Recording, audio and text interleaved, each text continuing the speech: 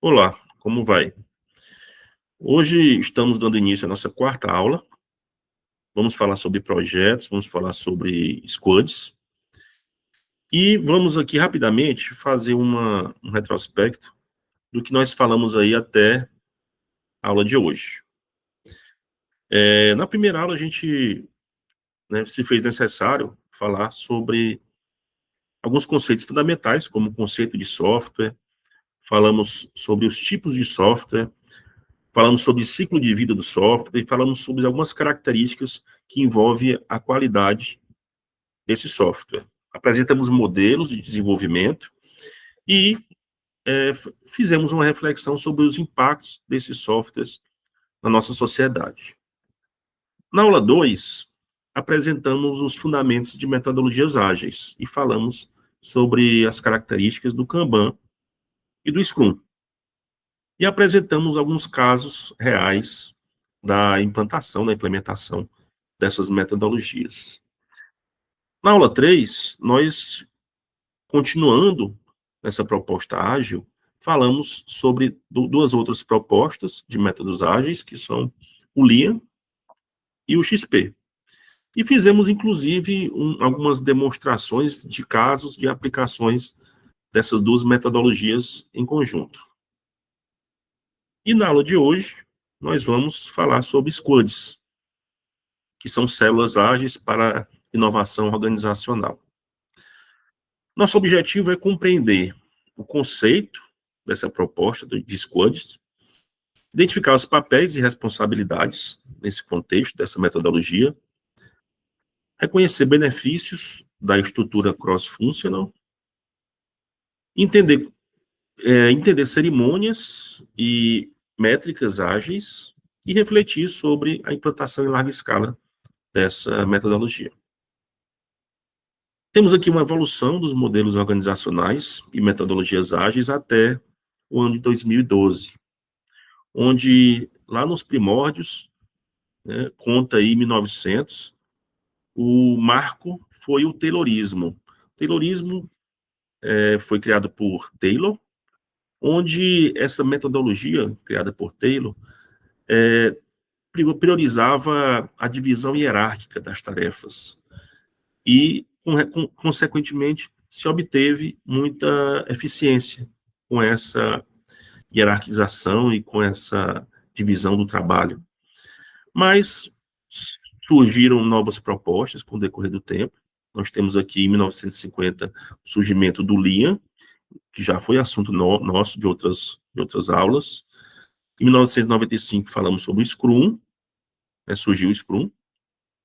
Em 1996, o XP. Em 2001, tivemos o Manifesto Ágil. Em 2004, o Kanban. Em 2012, o modelo Spotify, que todos esses assuntos a gente já abordou nas aulas que aconteceram até então. Vamos focar aqui um pouco no qual é essa proposta do Squad. Então, seguindo as propostas das metodologias ágeis, seguindo as 12 diretrizes que nós já falamos sobre o Manifesto Ágil, o Squad ele tem alguns critérios aí que devem ser cumpridos. Quais são? Equipes pequenas e autônomas e multifuncionais. Orientada a produto e com missão clara. E a referência desse modelo é o Spotify Engenharia e Cultura. É uma cultura de engenharia que foi implementada na empresa Spotify, acredito que todos conheçam, todos utilizem o Spotify, e se tornou referência devido ao grande sucesso dessa implementação. Temos aí algumas informações que fazem a distinção entre a estrutura tradicional e a estrutura proposta pelo SPUD. A estrutura tradicional, o que acontece? Os colaboradores são divididos por departamentos e especializações, enquanto os squads, eles se agrupam em equipes multifuncionais e autônomas. Conforme a gente pode observar nessa imagem, que esses grupos que se formam nessa proposta Squad, Esses grupos, eles são multifuncionais e são autônomos, e eles são interdependentes, eles se comunicam para haver que haja troca de experiências, né? E todos esses grupos, claramente, eles têm um objetivo em comum, né, que promove, né, agilidade e inovação. Então, a ideia da implementação desse modelo é acelerar processos e decisões por meio dessa colaboração direta e entre diferentes funcionalidades, diferentes funções, né, devido a essa equipe multifuncional, né, em contraste com a lentidão e rigidez que existia, né, na estrutura tradicional, baseada em departamentalização. Então, quais são, né, os elementos que compõem esse scroll functional, esse cruzamento de funcionalidades, de funções? Tá? Quem são os elementos, os atores que fazem parte desse contexto? Nós temos o Product Owner, nós temos o Scrum Master, nós temos os desenvolvedores, e nós temos dois elementos que são quais? Os que garantem a qualidade do produto e outros que se envolvem com a experiência do usuário, certo? Então, são eles aí os DevOps, tá? Os os desenvolvedores, quer dizer, né? E dois outros que se envolvem com a garantia da qualidade e outro com a satisfação do usuário. Temos aí, vamos escrever aí esses papéis, tá, de forma mais detalhada. Quem é o Product Owner? O Product Owner, a gente já falou desse ator, a gente já falou desse elemento que compõe essa metodologia SQUD também. Qual o papel dele? Ele é responsável pelo que é desejado e por que é desejado. Então, ele é quem prioriza o que deve ser feito. Está aqui, prioriza o backlog, maximiza o valor. Ele, de que forma? Entenda que nessa proposta, qualquer proposta que envolva metodologias ágeis, o desenvolvimento é feito de forma incremental. Consequentemente, né, esses incrementos, essas partes, esses módulos, eles devem ser priorizados e, consequentemente, eu consigo maximizar o valor desses incrementos, uma vez que eu priorizo as partes, as funcionalidades que são mais importantes. Então, esse é o papel do Product Owner. Ele prioriza o backlog, ele prioriza o que está a fazer e maximiza o valor, uma vez que o cliente tem acesso às funcionalidades que ele mais demanda, as funcionalidades que têm maior prioridade. Um outro ator é o Scrum Master, guardião do Scrum, é um facilitador. Então, o Scrum Master, ele tem o papel de facilitar os processos no sentido de que ele é o responsável pela implementação dos processos e também por resolver qualquer tipo de impedimento, qualquer tipo de problema que venha a acontecer, né? Ele é responsável por resolver e deixar o time focado no desenvolvimento do projeto. Então, ele é responsável tanto por facilitar os processos com que eles aconteçam, como em remover qualquer tipo de impedimento ou dificuldade que haja para que os desenvolvedores possam focar no desenvolvimento da solução. Os desenvolvedores entregam soluções técnicas e os elementos responsáveis por assegurar a qualidade e assegurar uma boa experiência do usuário garantem qualidade e experiência com relação ao produto perante o usuário. Quais são as cerimônias dessa metodologia? Nós já falamos, quando estávamos abordando o Scrum, dessas cerimônias. Quais são as cerimônias? Nós temos as reuniões de planejamento, nós temos o Daily Scrum, que é a reunião diária que acontece durante a sprint, nós temos a sprint review e temos a sprint retrospectiva. Então, vamos aí relembrar dessas cerimônias que já foram colocadas anteriormente. O ciclo, o que a gente chama de ciclo? Seria um sprint, né? Voltando aqui à metodologia Scrum, um sprint é um ciclo que resultado desse ciclo é um incremento do produto, um incremento do software. O que é o incremento do software? Eu somo mais um, né, ao produto final, que é o software. Então, o que acontece? A cada sprint eu tenho uma entrega, que é um incremento do software. Então, a cada ciclo, que é o período que leva de 1 a 4 semanas para ser produzido esse incremento, né, pela equipe ágil, e claramente entregando valor a partir da priorização do Product Owner.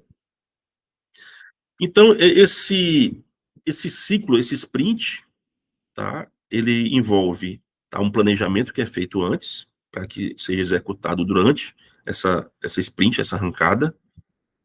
Nós temos durante a sprint o Daily Scrum, que é uma reunião diária, nós temos a Sprint Review e a Sprint Retrospectiva. A metodologia garante a elaboração, a entrega incremental, como a gente já citou, e as melhorias contínuas. Vamos aprofundar um pouco, falando um pouco mais dessas cerimônias.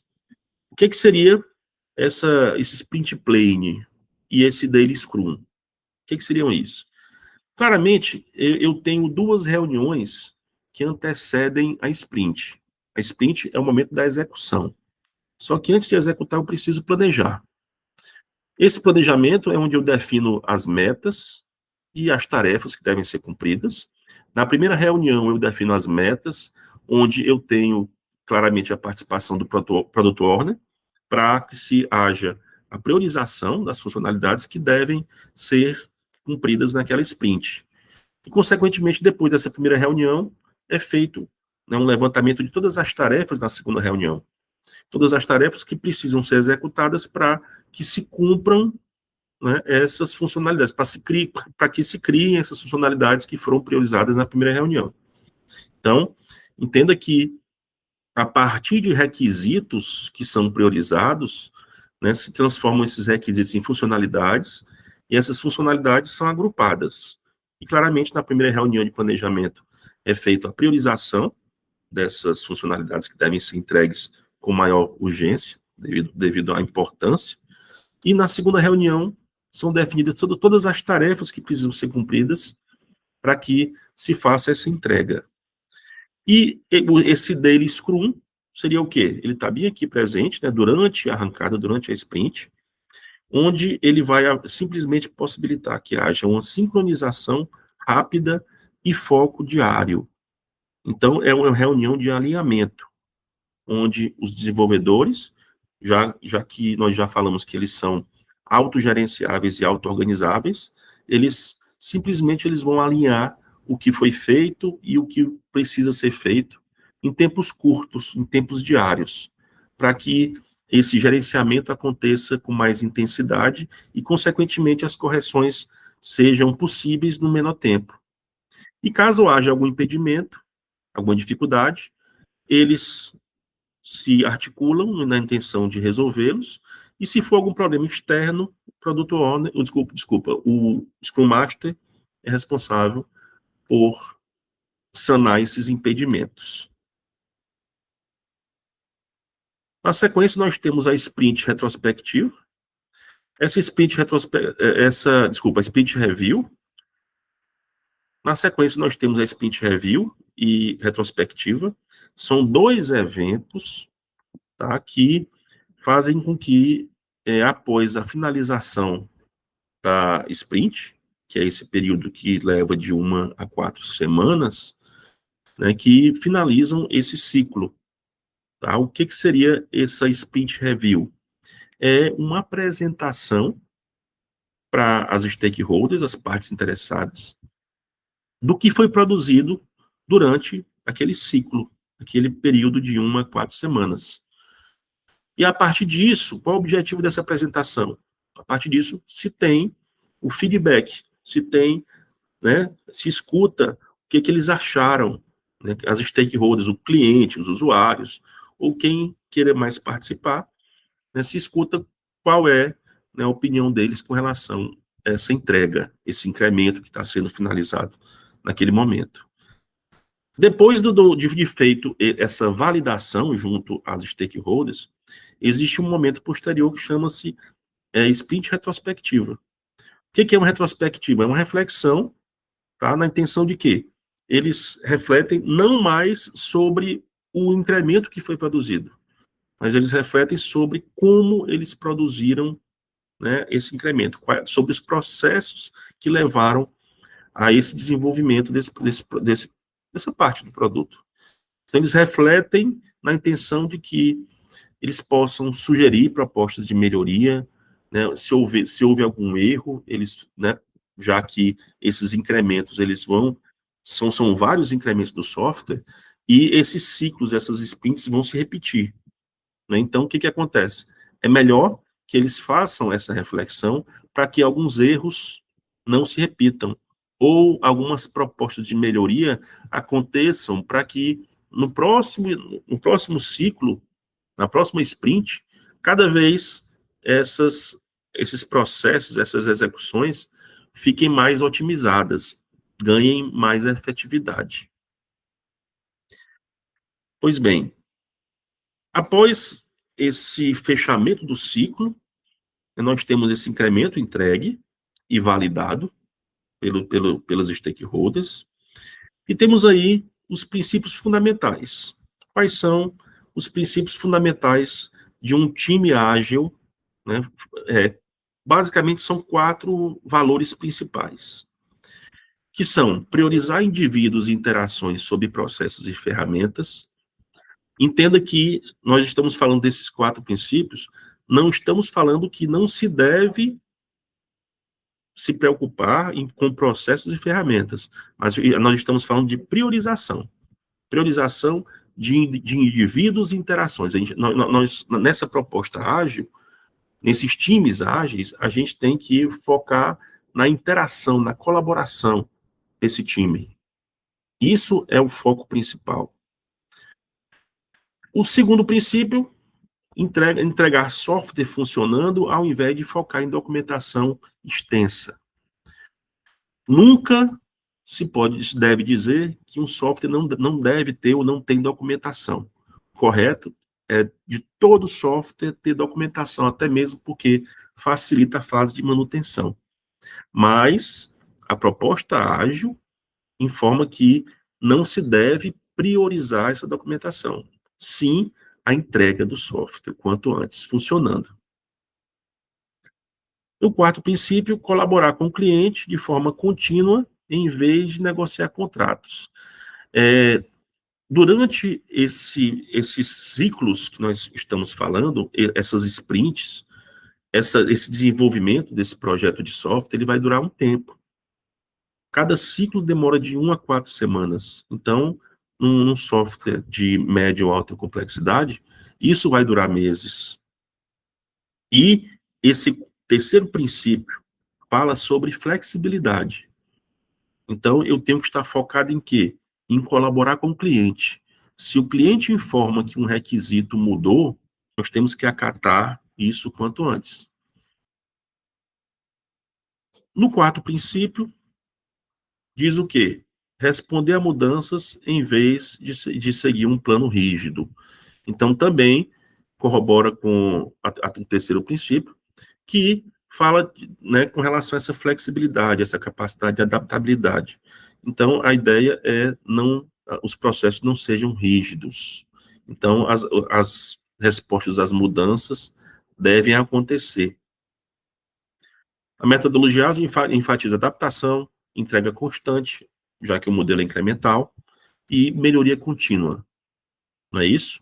Adaptabilidade devido a várias características desses princípios, né? Adaptabilidade porque existe uma colaboração com o cliente de forma contínua, existe o princípio de responder às mudanças.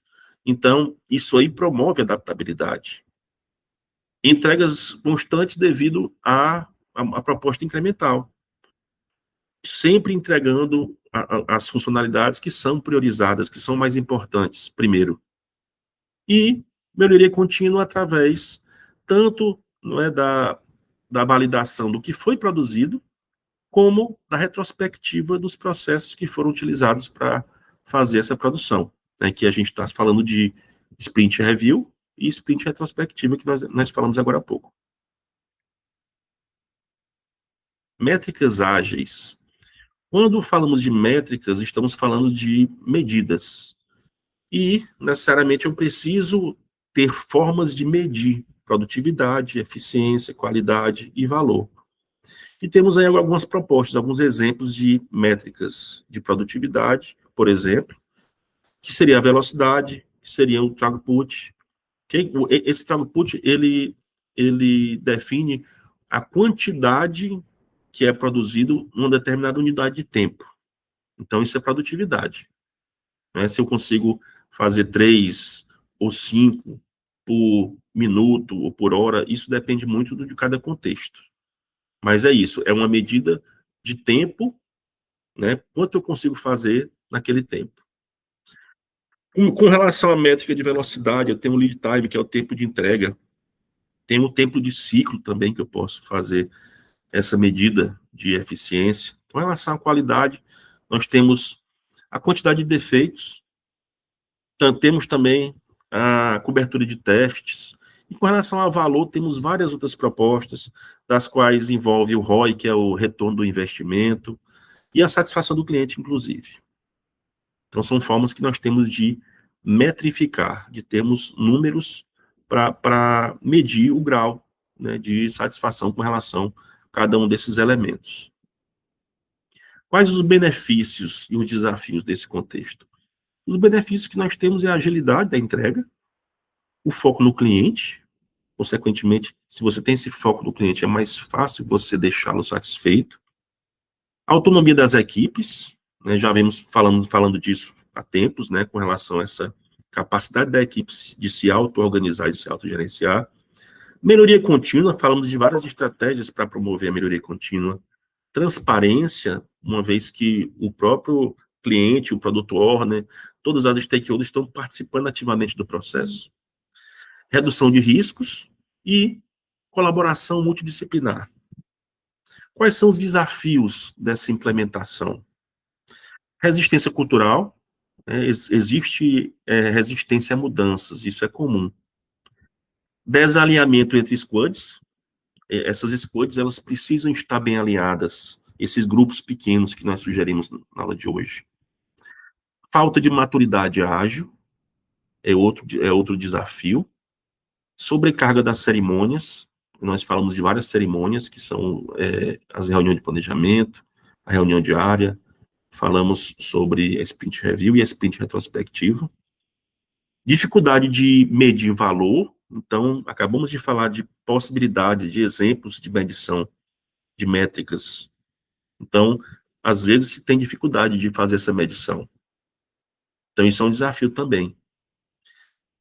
E dependências externas, quer dizer, podem, já que o sistema é aberto, não é um sistema fechado, esse sistema de desenvolvimento desse projeto de software, ele está sujeito a interferências externas. Então, também é um fator que pode ser um fator dificultador. E a escalabilidade. A escalabilidade é a capacidade desse projeto continuar funcional, né, com o tempo. Desse software, desse produto produzido, permanecer funcional pelo maior tempo possível. A partir disso, temos como conclusão sobre o squad. Nós temos aí nessa imagem já dois gráficos invertidos, um mostrando um método tradicional e outro modelo ágil. Onde nós vemos aí que no modelo tradicional é preditivo. Preditivo em que sentido? Da forma que foi planejado no início, ele deve ser conduzido. É muito rígido. Preditivo. É preditivo porque da forma que foi planejado, tudo aquilo vai acontecer seguindo esse planejamento. Então, o escopo é fixo, porque não tem a capacidade da adaptabilidade que nós falamos com a metodologia ágil, e o tempo e o custo, consequentemente, terminam se flexibilizando em função da rigidez que existe desse processo.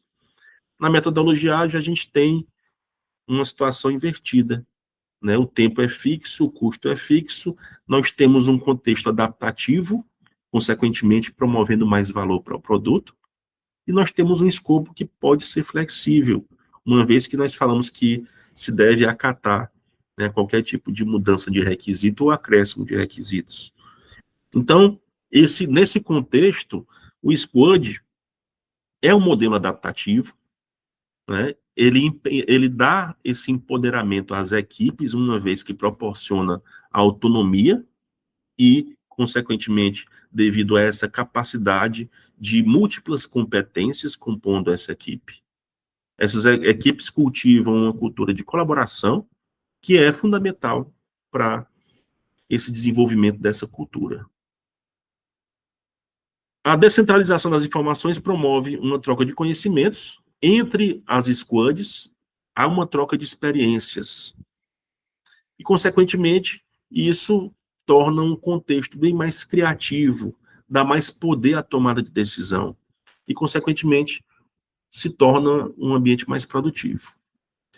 Dessa forma, a metodologia Squad se mostra como um caminho para a entrega de valor contínuo e com a otimização dos recursos disponíveis para o projeto, garantindo claramente um produto, né, atendendo às expectativas do nosso cliente.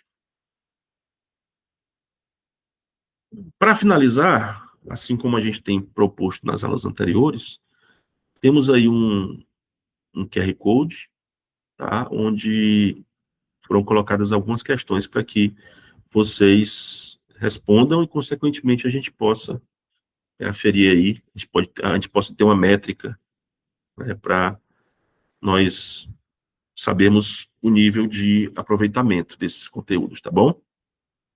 Então, hoje a gente fica por aqui. Mais uma vez, obrigado pela atenção de todos.